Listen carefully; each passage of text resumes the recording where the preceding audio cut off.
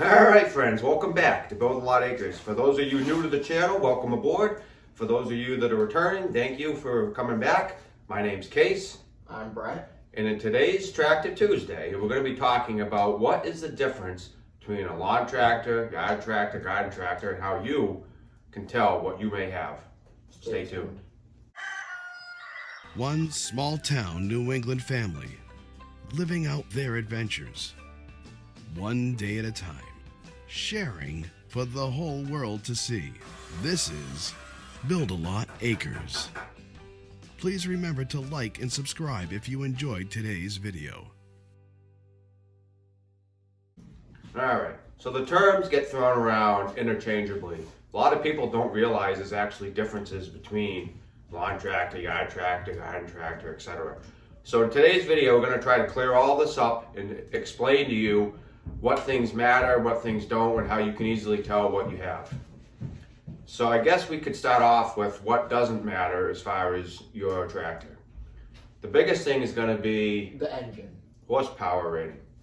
Now, you can have a lawn tractor with high horsepower in the 20-25 horsepower range. You can also have a garden tractor with a low horsepower rating, 8-10 horsepower. Now, while the horsepower is important as far as running implements, specifically belt-driven implements like decks and blowers for snow, it's not the deciding factor on whether or not you have a garden tractor or a lawn tractor. Would you agree? Well, yeah, like my garden tractor is 10 horsepower. My mom's lawn tractor is 22 horsepower. Yeah. So it's not at all a deciding factor. As a matter of fact, you're going to notice that a lot of the older garden tractors from the 60s, 70s had small horsepower ratings, 8, 10 horsepower, 12 horsepower. And a lot of the newer tractors that are lawn tractors are going to have higher horsepower ratings, 20, 22, maybe 25 in some cases. So that's not really an important factor in determining it. So I would say that's probably the biggest thing that Yes, people definitely. confuse. So let's get into some of the things that do matter, because that's what we're all here for, right? All right, so I would say the first key to look for is going to be your tires in the back. Do they have a pin-on axle, or do they have lugs that hold it on like a car? Yes, like I don't think there's a single exception to the rule that every garden tractor will have a bolt-on axles. So the most typical is going to be a 5-lug tire. It's going to be a 23-inch tall tire, typically ranging from anywhere from like 6 to 12 inches wide, depending on what model and what brand tractor you have.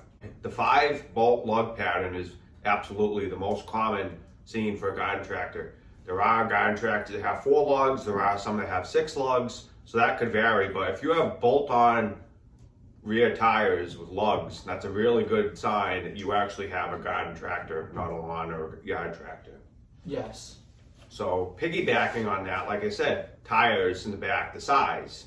Typically speaking, garden tractors are going to have bigger tires, both front and rear, versus their lawn tractor competitors. The most common size, like I said, for the back is going to be 23-inch tall tire for a garden tractor. Front tires can range, but they're typically going to be around 16 inches tall, like 16 by 6.5 by 8, meaning an 8-inch rim. That's probably going to be one of the most common garden tractor front tire sizes you're going to come across.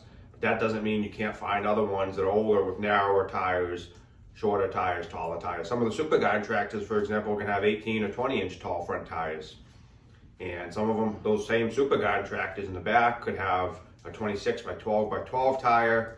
They could have a 29, 32, which would be like an 8 by 16, like a high wheel case or a Power King. So the back tire sizes can change, but typically speaking, they're gonna have bigger tires versus a lawn tractor, which might, oftentimes have maybe an 18 or 20-inch tire in the back. So if you have small 18 or 20-inch tires in the back and they're pin-on tires, then you most certainly probably have a lawn tractor. Yes. So we discussed tire size, we discussed whether it can be bolted on or not. And I'm going to piggyback on that one more time, and I'm going to throw in, can you bolt on weights to your rear tire? Yes. Typically, a garden tractor is going to have bolt-on rims, and you're also going to have 4 square holes. The purpose of those holes is to bolt on a wheel weight. The reason for that is going to be you need weight and traction. Those are going to be the kings when you want to do anything that involves working, whether it be tilling ground, pushing snow, pulling a trailer, you're going to want those tires forced into the ground so they get a good bite so you can proceed forward and do your work. So if your tractor does not have square holes in the rear rims, which gives you the ability to bolt on a weight, then there's a very good chance that you do not have a garden tractor. Yeah, I would say that is another big piece of garden tractor versus lawn tractor. What other differentiations could there be? I would say that another big one is whether or not it is capable of working all seasons. That a lot of lawnmowers, a lot of even some yard tractors are only really capable of mowing the lawn and then cleaning up leaves. Yeah, so you're saying a lot of the lawn tractors probably aren't going to have the option to have snow removal equipment? No. So they might not even sell a blade or a blower for that model tractor. No, most lawnmowers, lawn tractors, yard tractors don't. That's a good point. I think another huge one is whether or not it's capable of engaging ground. Yes. What I mean by that is, does it come with a hitch in the back that you can put a land plow or a tiller or something like that on? That's typically either going to be like a sleeve hitch or a 3-point hitch. If it doesn't have that option to engage the ground in the rear, then there's a very good chance that you do not have a garden tractor. You have actually a lawn tractor or possibly a yard tractor. So I think another huge one, maybe the biggest one, is going to be, what does it weigh? Yes. So for your average run-of-the-mill lawn tractor, it's going to weigh around 300 to 500 pounds. The lightest garden tractor you're going to see, It's probably going to be around 550, 600 pounds. Yeah. And that's going to be tiny 10 horse from the 60s. That's going to be a tiny tractor. Yeah. And most more modern ones are going to weigh around 700 to 900 pounds. Yeah. Some garden tractors, like the Simplicity Power Max, is like 1,300 pounds. This is the dry weight. That means no operator, no fuels, no oil, no implements, just the tractor itself as it would ship to you. All right, so we discussed tires, we discussed weight, we discussed ground engaging. Let's discuss another very common theme, and that's going to be the frame. Yes. Is your frame an actual formed frame that's considerable thickness? Let's say, around 3/16 to a 1/4 inch thick, maybe more, depending on your model. Or do you have more of a stamped, thin metal frame? If you have a thin, stamped metal frame that's, 1/8 inch or less in thickness, then there's a very, very good chance you do not have a garden tractor, you have a lawn tractor. Yeah, and that's true for everything. I can't think of a single garden tractor with a thin frame, and I can't think of a single lawn tractor with a thick frame. I mean, some of the older garden tractors, they're gonna have frames as thick as a pickup truck frame, a full-size half-ton pickup truck. So, I mean, you gotta keep that in consideration. The reason they need that thick frame is to endure the forces and the tensions and the twisting that they're gonna have throughout the seasons doing all this hard work. You're not gonna pull 2,000-pound trailers and push a 54-inch plow through a foot of snow and till ground and do all these hard chores with a thin metal frame. It's gonna twist, it's gonna tweak, it's gonna break, it's gonna not last. So the frame thickness and type is gonna be very important. All right, so what else is there? Well, there's a few things. Does your tractor have 2 ranges, a high and a low? Now, true. this one is tougher because a lot of the older garden tractors are garden tractors, but they do not have 2 ranges. They only have 1. But if your tractor has 2 ranges, then it's almost undoubtedly a garden tractor. A lot of the garden tractors didn't get 2 ranges until you got stepped up into a higher series or more of a top model, so to speak. So if your tractor has 2 range, transaxle in the back, then there's a 99.9% chance that you have a garden tractor. All right, so what else could we discuss, Brett? I think we covered most of it. The transmission. That's right. A garden tractor is going to have a much heavier duty transmission that is capable of dealing with these tough chores and tough jobs. They're going to be serviceable, which is a huge point. A lot of the lawn tractors have sealed axles, and you really can't work on the machines. They're designed to be kind of thrown away and replaced after several years of use. Sometimes you might only get 2 or 3 years out of it, whereas the older ones are designed that you can change oils, fluids, you can work on them, and they're just built to last. A lot of the old garden tractors are going to be 30, 40, 50 years old, sometimes older. You've seen my Sears SS14. That tractor's from 1971. Here it is 2022. That's 51 years. I think my newest garden tractor is 31 years old this year, which is the Sunstar. Yeah, because it's I think it's a 1991. I'm not sure of the year because I don't have anything to say for sure, but I can tell by the coloring and the decals that it's right around, very early 90s.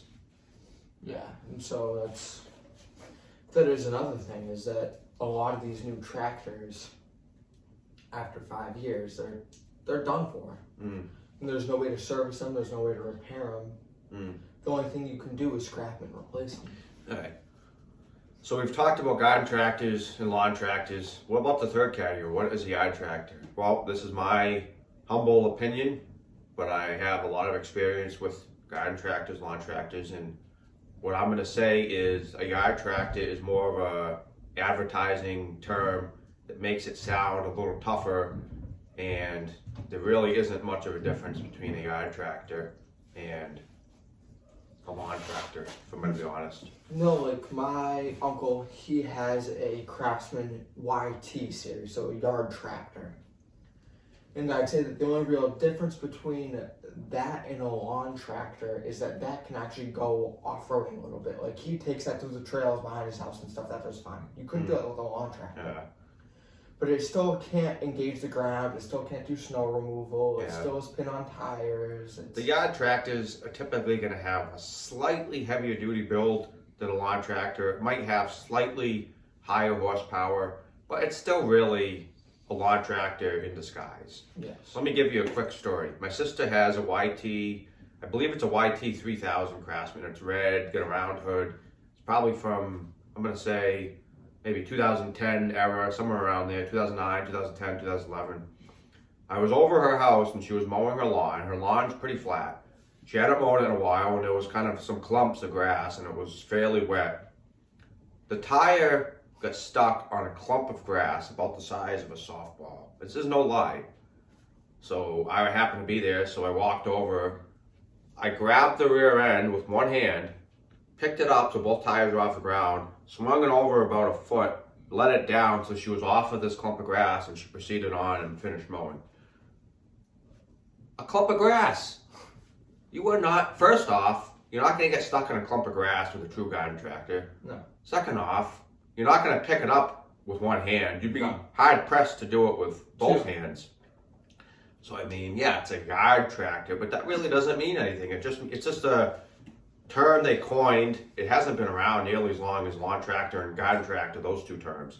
Yard tractor is more of a newer advertising term they use to kind of make it sound better so people want to buy it. They think they're getting something better than a lawn tractor, but at the end of the day, it's really just a meaningless term that doesn't hold much value.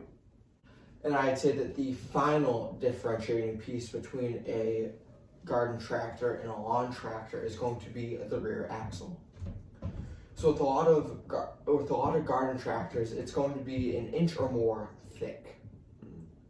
Like, I remember there was this one time my stepdad was asking me to pull out some trees and we had some rope to do it. He said, "Oh, make sure it doesn't wrap around the rear axle." He said, "Wait, where's your rear axle?" And I showed it to him. He's like, "That's not a rear axle." I'm like, "Yeah, it is." But it's because he's used to little lawn tractor rear axles that are maybe a half-inch thick. Yeah, the axles are going to be huge. A lot of the old tractors are going to have cast axles, and it's going to look almost like a full-size vehicle axle. It's so big. But inside that is going to be a big diameter axle, much bigger than you're going to find on your typical lawn tractor. So we hope this gave you some insight and some good information on whether or not you have a lawn tractor or a garden tractor, what are the differences, and which one might be right for you. I would say if you're only mowing your grass, you have a smaller lot, you could easily get away with a lawn tractor. It is not going to last as long, but that doesn't mean it can't last you for a long time if it has limited use and you take good care of it. If you have a bigger property and you have to do year-round chores, I would absolutely recommend stepping into either a garden tractor or even a subcompact class. So, hope you guys enjoyed today's video, and we will see you guys next time.